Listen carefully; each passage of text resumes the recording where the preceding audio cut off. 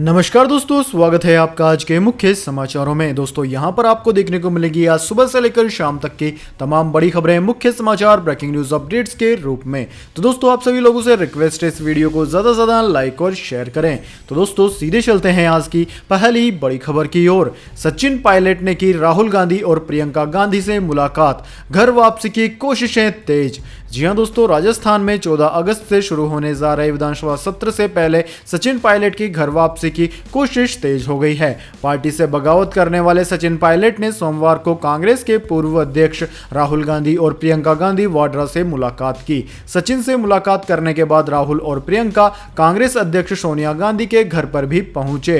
कांग्रेस के लिए राहत की बात यह है कि सचिन पायलट अपनी नाराजगी भूलकर फिर से पार्टी में वापसी आएंगे। वैसे भी पायलट ने स्पष्ट कर दिया था कि वह बीजेपी में शामिल नहीं होंगे और पार्टी में रहकर ही अपनी आवाज उठाएंगे। हालांकि राजस्थान में गहलोत गुट के विधायकों ने बागी विधायकों पर एक्शन की मांग की है।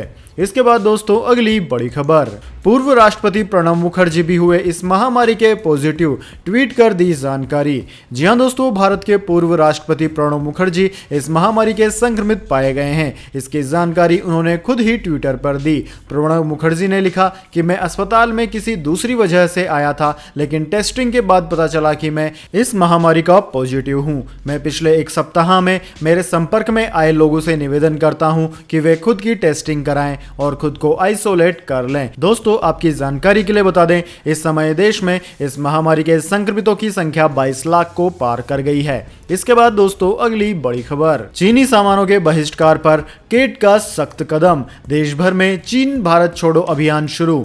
जी हां दोस्तों, खुदरा कारोबारियों के संगठन confederation of all India traders यानी कि CAIT ने भारत छोड़ो आंदोलन की वर्षगांठ के मौके पर रविवार को चीन भारत छोड़ो अभियान की शुरुआत की।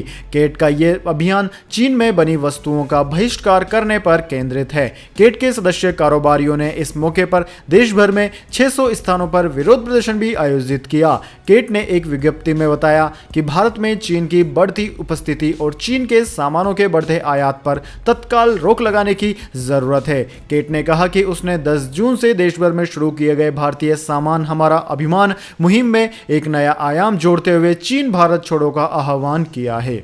इसके बाद दोस्तों अगली बड़ी खबर, मास्क नहीं पहनने पर अब गुजरात में वसूला जाएगा ज्यादा जुर्माना, 11 अगस्त से लागू हुआ नया नियम।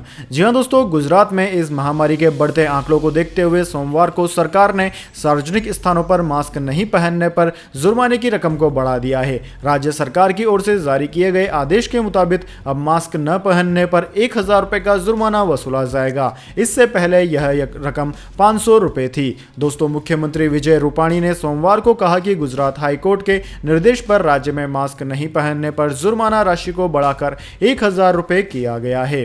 इससे पहले यह राशि 500 रुपए थी। इसके बाद दोस्तों अगली बड़ी खबर, बैंक अब इस तरह के ग्राहकों के नहीं खोलेगा खाते, RBI ने लागू किया नया नियम।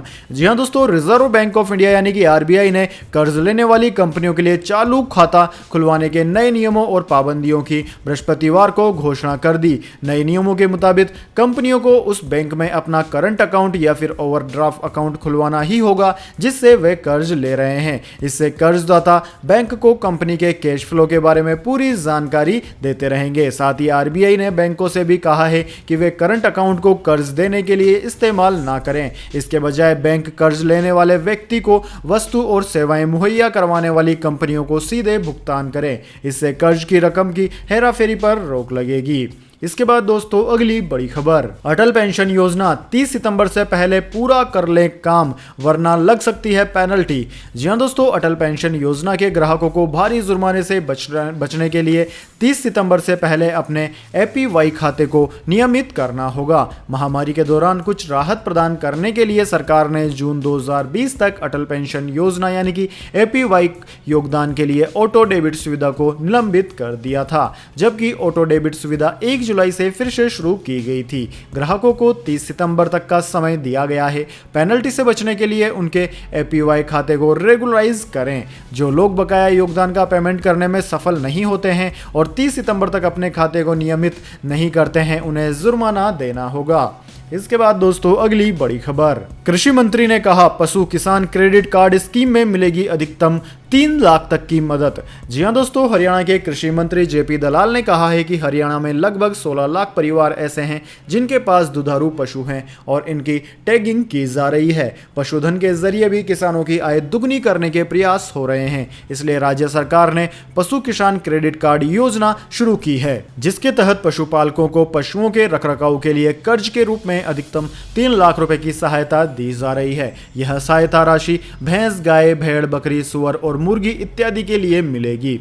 इसके बाद दोस्तों अगली बड़ी खबर, पाकिस्तान में ईशनंदा के आरोपी का हत्यारा बना हीरो, उसके संग लोग ले रहे हैं सेल्फी। जी हां दोस्तों, पाकिस्तान के उत्तर पश्चिमी शहर पेशावर में गत जुलाई में कोर्ट के अंदर जज के सामने ही अहमदी समुदाय के एक शख्स की गोली मारकर हत्या कर दी गई थी। घटना के दौरान अदालत में ईशनिंदा से जुड़े मामले की सुनवाई चल रही थी। मरने वाले व्यक्ति ताहिर अहमद नसीम के ऊपर ईशनिंदा का आरोप था।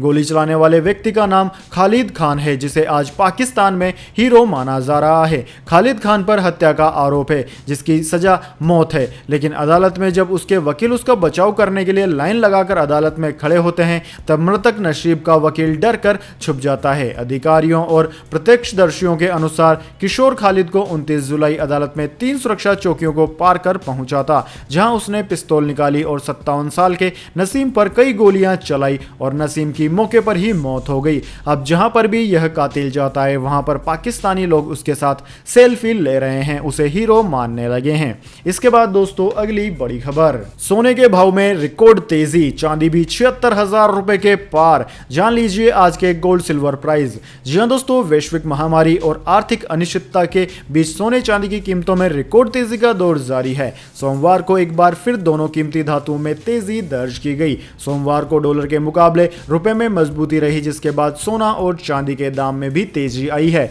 बात की जाए दिल्ली सराफा बाजार की तो दोस्तों दिल्ली सराफा बाजार में सोने के दाम 238 रुपए प्रति 10 ग्राम बढ़ गए हैं और अब यह 56,122 रुपए प्रति 10 ग्राम पर पहुंच गए हैं। वहीं दोस्तों दूसरी ओर चांदी की बात की जाए तो चांदी की कीमत 960 रुपए प्रति किलोग्राम बढ़ गई है और अब चांदी का नया भाव 76,520 रुपए प्रति किलोग्राम पर पहुंच गया है। इसके बाद दोस्तों अगली बड़ी खबर, बद से बदतर हो रहा है भारत में बेरोजगारी का हाल। इस महीने फिर बढ़ गई बेरोजगारी दर। जी हां दोस्तों, इस महामारी के कारण दुनिया भर में लाखों लोगों ने अपनी नौकरी गंवाई है। भारत भी इससे अछूता नहीं रहा है। कमजोर डिमांड के कारण देश में लाखों लोगों की नौकरियां गई। ऐसे में भारत में बेरोजगारी दर 5 सप्ताह के उच्चतम स्तर पर पहुंच गई है। ग्रामीण भारत में भी स्थिति खराब है।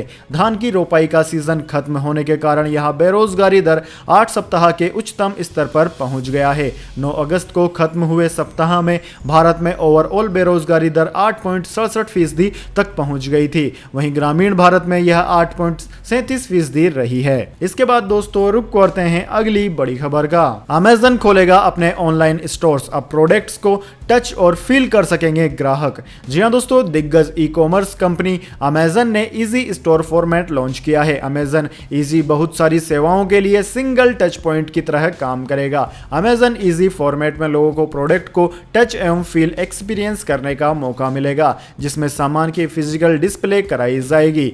अमेज़न ने ईडी को यह जानकारी दी है। अमेज़न का यह फॉर्मेट इस लिहाज से भी इंपॉर्टेंट है क्योंकि बहुत से लोग ऑनलाइन शॉपिंग में इसलिए कंफर्टेबल नहीं होते क्योंकि वह प्रोडक्ट को देख और फील नहीं कर सकते। अब अमेज़न के इजी स्टोर के माध्यम से लोगों की यह शिकायत भी दूर हो जाएगी। इसके बाद दोस्तों अगली बड़ी खबर, गांव में रहने वाले लोगों को दिवाली से पहले मिला बड़ा तोहफा।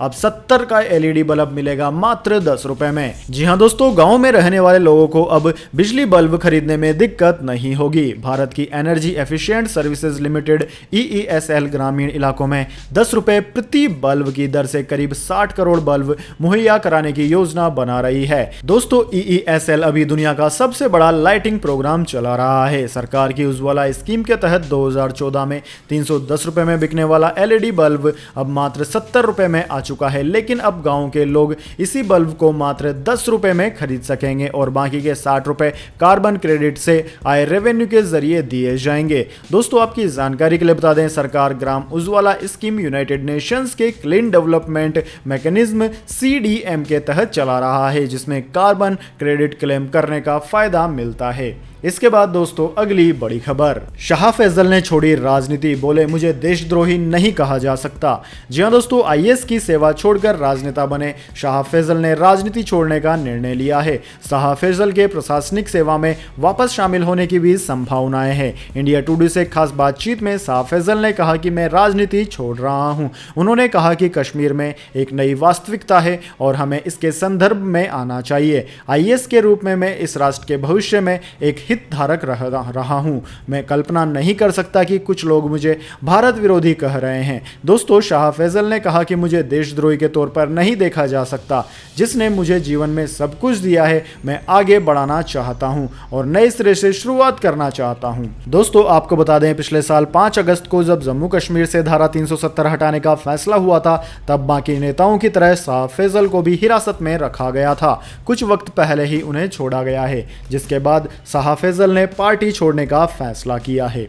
इसके बाद दोस्तों अगली बड़ी खबर, बड़ा खुलासा, सुब्रमण्यम स्वामी का दावा, एम्बुलेंस में सुशांत का पैर मुड़ा हुआ था। जी हां दोस्तों, सुशांत सिंह राजपूत मामले में लगातार आवाज उठाने वाले भाजपा सांसद सुब्रमण्यम स्वामी ने एक बार फिर से इस मामले को लेकर बयान दिया है। उन्होंने सुशांत की बॉडी का पोस्टमार्टम करने वाले डॉक्टरों पर सवाल उठाए हैं। स्वामी ने कहा कि CBI को कूपर अस्पताल के उन 5 डॉक्टरों से भी पूछताछ करनी चाहिए जिन्होंने सुशांत के शव का पोस्टमार्टम किया था। यहां से जरूर उन्हें कुछ पुख्ता जानकारी मिलेगी। स्वामी ने ट्वीट किया कि CBI को कूपर अस्पताल के उन 5 डॉक्टरों से कड़ी पूछताछ करनी चाहिए जिन्होंने सुशांत के शव का पोस्टमार्टम किया। सुशांत सिंह राजपूत की बॉडी को अस्पताल ले जाने वाले एम्बुलेंस कर्मचारियों के अनुसार सुशांत का पैर टखने के नीचे से मुड़ा हुआ था, जैसे कि वह टूटा हुआ हो। इससे पहले दोस्तों, सुशांत सिंह राजपूत केस में सोमवार को रिया चक्रवर्ती अपने पिता और भाई के साथ मुंबई में परिवर्तन निर्देशालय यानी ED के दफ्तर में फिर हाजिर हुई। ED ने इन तीनों से मनी लॉन्ड्रिंग मामले में पूछताछ कर रही है। सुशांत के पिता ने रिया चक्रवर्ती पर 15 करोड़ हड़पने का आरोप लगाया है। इसके बाद दोस्तों अगली बड़ी खबर, हांगकांग के मसले पर अमेरिका ने दिखाई सख्ती, चीन ने इस तरह लिया बदला। जी हां दोस्तों, अमेरिका द्वारा चीनी अधिकारियों की संपत्ति फ्रीज करने का बदला चीन ने 11 अमेरिकियों को प्रतिबंधित करके लिया है। सोमवार को चीन ने यह कहकर अमेरिकी सीनेटर मार्को रूबियो और ट्रेंट क्रूज समेत अन्य अमेरिकियों के खिलाफ प्रतिबंध लगा दिया कि उन्होंने हांगकांग से संबंधित मुद्दे पर बुरा व्यवहार किया था। विदेश मंत्रालय के प्रवक्ता झाओ लिजियान ने कहा कि चीन ने कुछ लोगों पर प्रतिबंध लगाने का फैसला किया है। ये वो लोग हैं जिन्होंने हांगकांग से संबंधित मुद्दों पर गलत तरीके से व्यवहार किया। इसके बाद दोस्तों अगली बड़ी खबर, पाकिस्तान से कर्ज की वसूली के बाद भी नहीं पसीजा सऊदी अरब का दिल, दिया बड़ा झटका। जी हां दोस्तों, सऊदी अरब ने तेल की सप्लाई रोककर पाकिस्तान को अब तक का सबसे बड़ा झटका दिया है। सऊदी अरब ने पाकिस्तान को दिए $1 मिलियन के कर्ज को लौटाने को कहा था। पाकिस्तान ने तय समय से 4 महीने पहले ही लौटा दिया। इसके बावजूद सऊदी अरब का दिल नहीं पसीजा और पाकिस्तान की तेल सप्लाई रोक दी है। दरअसल सऊदी अरब ने पाकिस्तान के बोझ को कम करने के लिए और विदेशी मुद्रा का खजाना भरने के लिए नवंबर 2018 में $6.2 मिलियन की रकम पाकिस्तान को दी थी, जिसमें से $3.2 मिलियन का इस्तेमाल पेट्रोलियम पदार्थ लेने और उसके भंडारण पर खर्च किया जाता था। यह डील मई 2020 में समाप्त हो गई, लेकिन सऊदी अरब ने डील को रिन्यू करने की जगह तेल की सप्लाई ही रोक दी और $1 मिलियन कर्ज की वसूली भी पाकिस्तान से कर ली। अब पाकिस्तान हैरान है कि वो आखिर करे भी तो क्या करे। इसके बाद दोस्तों अगली बड़ी खबर, पहली बार इस महामारी का रिकवरी रेट 90% के पार, केजरीवाल ने कही बड़ी बात। जी हां दोस्तों, दिल्ली में इस महामारी का रिकवरी रेट 90% के पार पहुंच गया है। रिकवरी रेट 90.09% है, वहीं संक्रमण दर 5.73% है। दिल्ली में सक्रिय मरीजों की संख्या 7.08% है। वहीं इस महामारी से डेथ रेट 2.82% है। इस महामारी के एक्टिव केस 10,346 है। वहीं दोस्तों होम आइसोलेशन में 5,637 मरीज भर्ती हैं। पिछले 24 घंटों में दिल्ली में 12,323 नए टेस्ट हुए हैं। इसके बाद दोस्तों अगली बड़ी खबर, छोटे कारोबारियों को आत्मनिर्भर बनाएगा एसबीआई, पैसे की नहीं होगी किल्लत। जी हां दोस्तों, देश के सबसे बड़े bank state bank of India यानी कि एसबीआई ने छोटे कारोबारियों के लिए 10,000 करोड़ रुपए जल्द जारी करने का ऐलान किया है। इस रकम से छोटे और मध्यम वर्ग के कारोबारियों की पैसे की किल्लत दूर होगी और कमाई बढ़ाने का मौका मिलेगा। छोटे कारोबारियों की मदद के लिए एसबीआई चेयरमैन रजनीश कुमार ने कहा कि हमने कुछ दिन पहले छोटे कारोबारियों के लिए गोल्ड लोन स्कीम लॉन्च की थी, जिसके जरिए एक कंपनी के अंदर 88 करोड़ रुपए कारोबारियों को जारी किए गए। इस स्कीम को शानदार रेस्पॉन्स मिला, इसे हम आगे जारी रखने पर भी विचार कर रहे हैं। साथ ही केंद्र सरकार की ओर से आत्मनिर्भर भारत पैकेज में 20,97,000 करोड़ रुपए का ऐलान किया गया था। मई में वित्त मंत्री निर्मला सीतारमण ने इस फंड्स में से 50,000 करोड़ रुपए छोटे और मध्यम वर्ग के कारोबारियों के लिए देने का वादा किया था। कारोबारियों को भी सरकार की मदद का बेसब्री से इंतजार है। तो दोस्तों, यह थे आज के तमाम मुख्य समाचार। अगर दोस्तों वीडियो आपको पसंद आई है तो वीडियो को ज्यादा से ज्यादा लाइक और शेयर करें। साथ ही इस तरह की काम की खबरों के लिए हमारे यूट्यूब चैनल को सब्सक्राइब करके बेल आइकन भी दबा लीजिए। धन्यवाद। वंदे मातरम। जय हिंद।